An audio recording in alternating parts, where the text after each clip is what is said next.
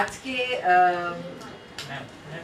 মূলত আমরা গুরুগম্ভীর আলোচনাই করেছি নির্বাচন নিয়ে, কিন্তু more like coming together, sharing our views, sharing our experience, এটাই ছিল।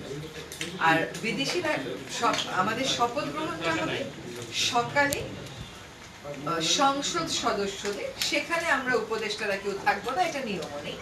বিকেল 4টায় যখন মন্ত্রী পরিষদের শপথটা হবে সেখানে আমরা শপথ দিয়ে যাব। আনুষ্ঠানিক যে বক্তব্য সেটা হচ্ছে 7টি সার্ক দেশের পররাষ্ট্র সচিবদেরকে এখন মনে করতে পারছি না, বাট 7টি সার্ক দেশ থেকেই প্রতিনিধিত্বের জন্য আমন্ত্রণ পাঠানো হয়েছে। এর বাইরে আর কোনো কিছু আমাদের সরকারি পর্যায়ে এরকম কিছুই নেই।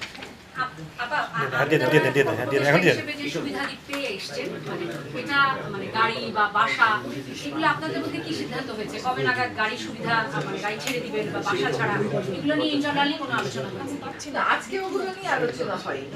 আসলে এগুলো তো কতগুলো সেট রুল আছে। যেমন সেট রুল হচ্ছে পরের মন্ত্রিসভা শপথ না নেওয়া পর্যন্ত এই উপদেষ্টা মণ্ডলী কাজ করবেন এবং সেজন্য যা যা সুযোগ সুবিধা পান সবই তারা পাবেন।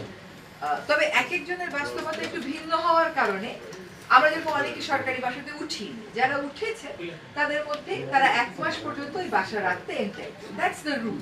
এখন কে রাখবেন কে রাখবেন না সেটা আমরা জানি, সেটা আমাদের মধ্যে আলোচনা।